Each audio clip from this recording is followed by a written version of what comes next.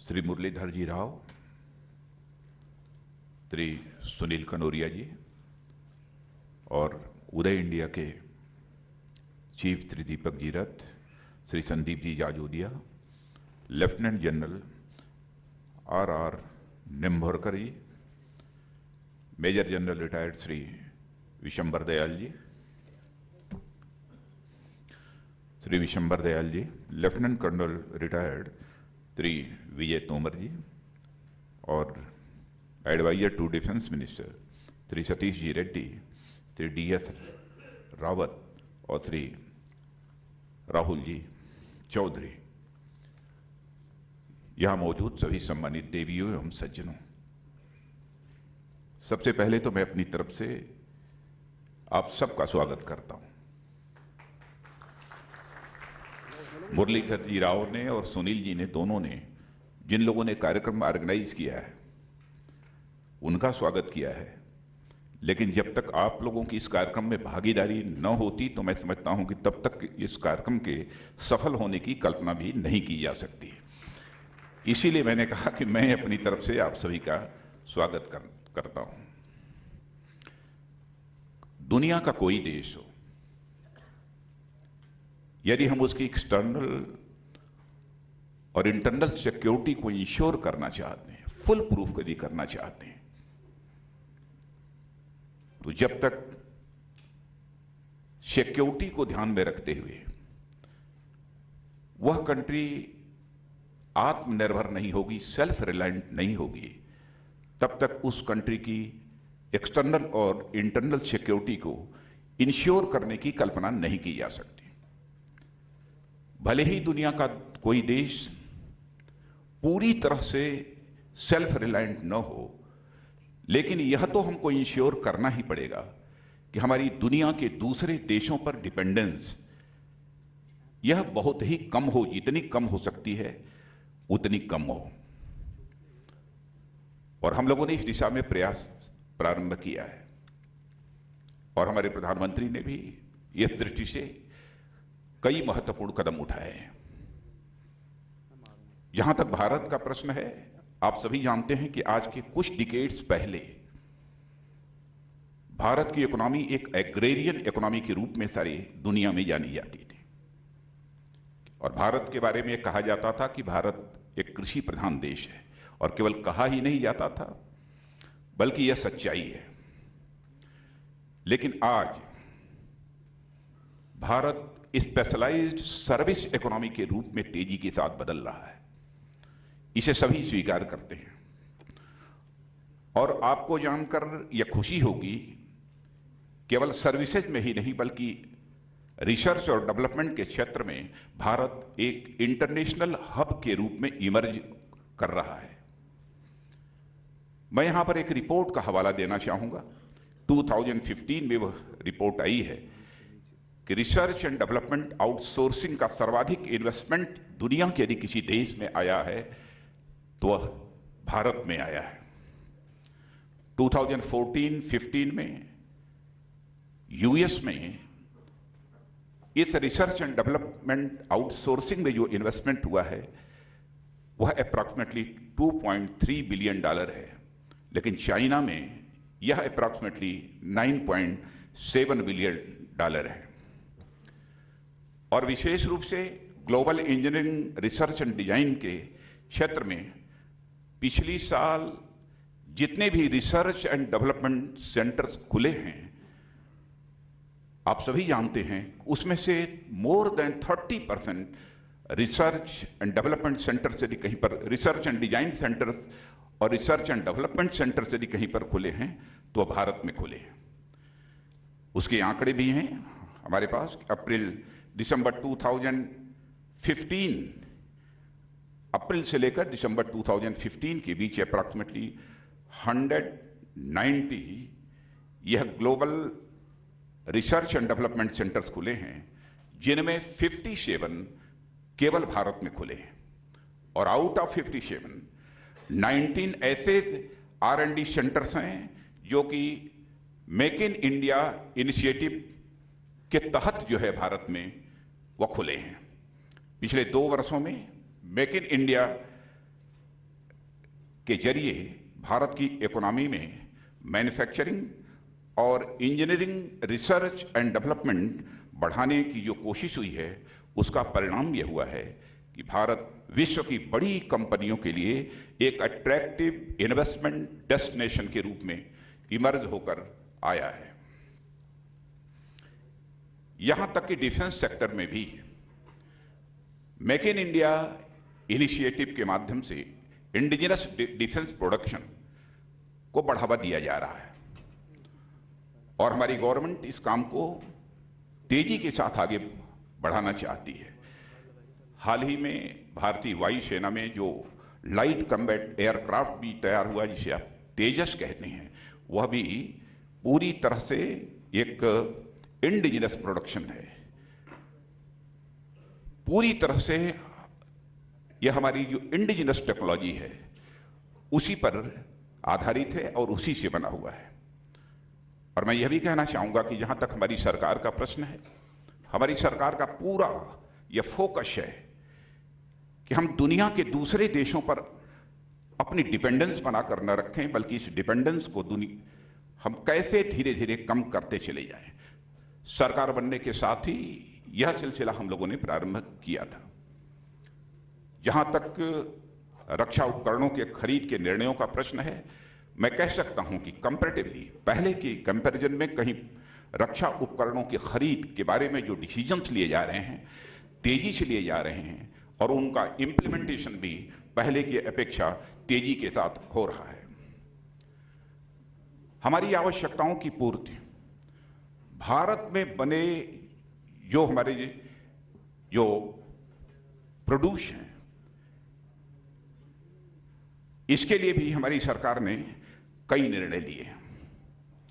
भारत में विदेशी कंपनियां भारतीय फर्मों के साथ मिलकर डिफेंस प्रोडक्शन में हिस्सेदारी करें, इसके लिए एफडीआई लिमिट जो डिफेंस सेक्टर में पहले 26% हुआ करती थी, उसको बढ़ाकर हम लोगों ने 49% कर दिया है।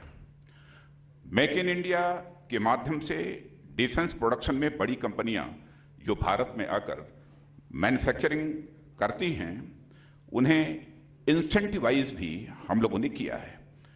अभी बोलते समय सुनील जी ने भी कहा कि इस क्षेत्र को भी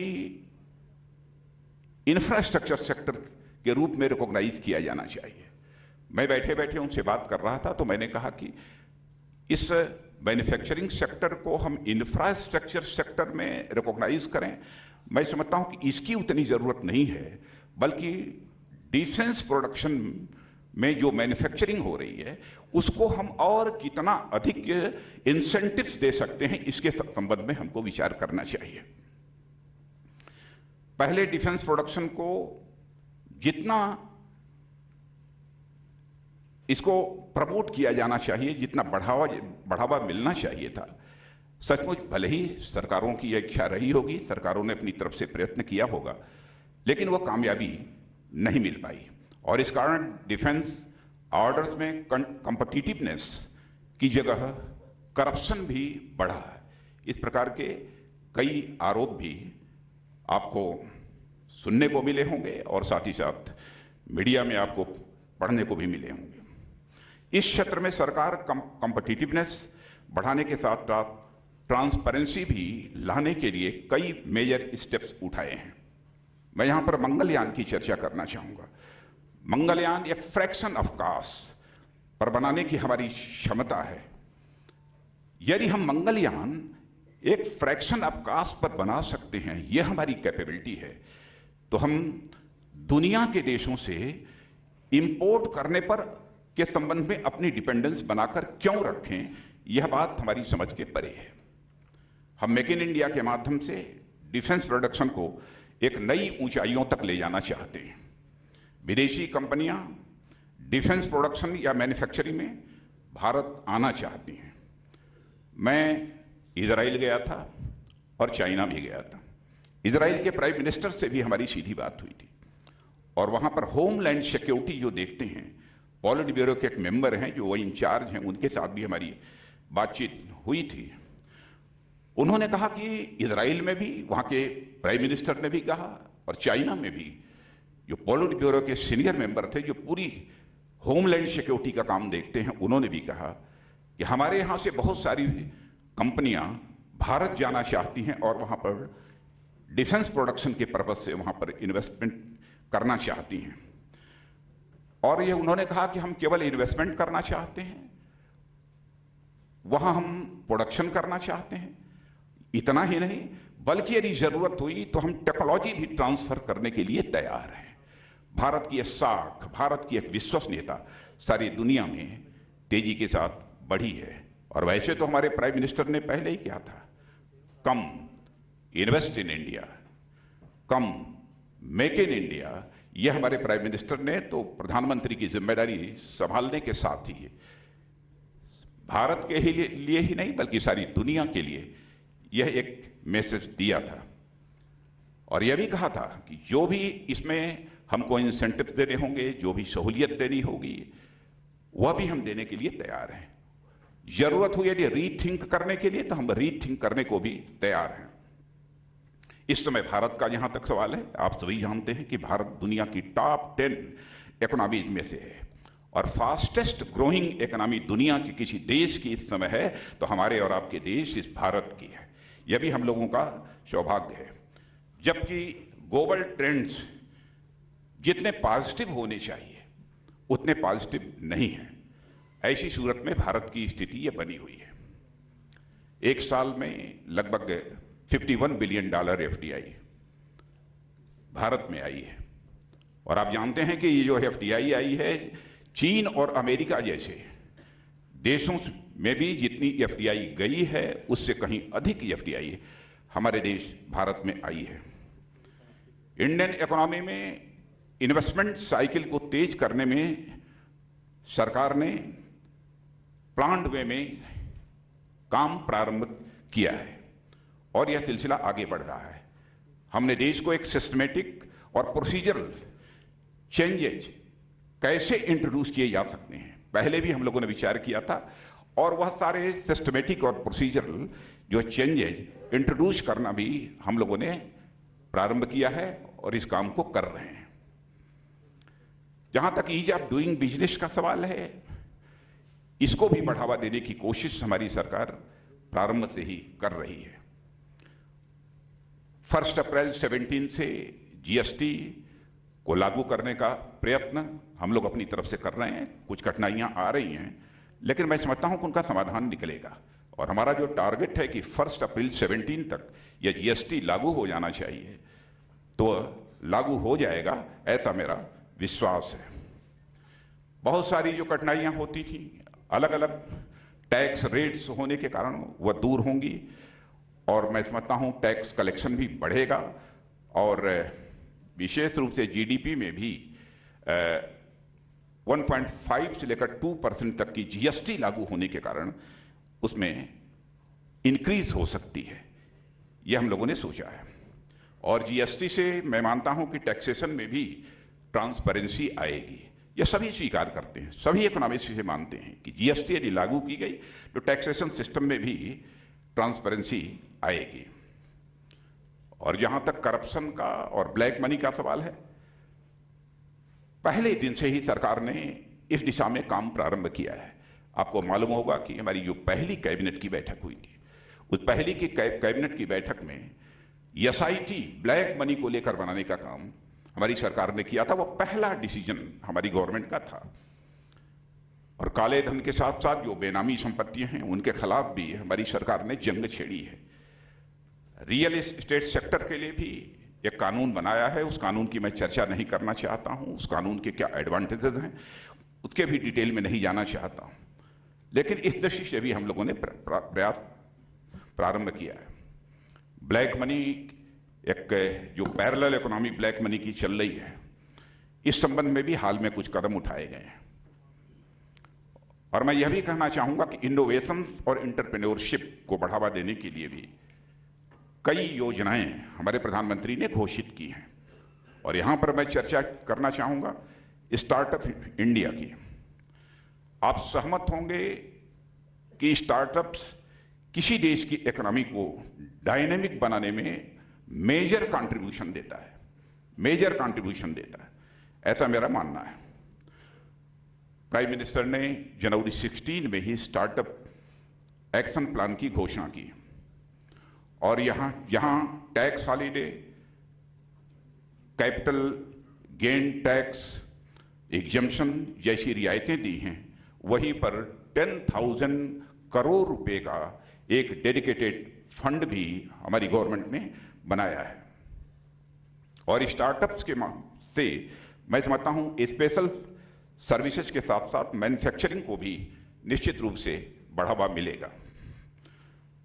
और सर्वाधिक लाभ यदि किसी को मिलना है इसका, तो हमारे देश के नौजवानों को मिलेगा, रोजगार के नए अवसर भी सृजित होंगे।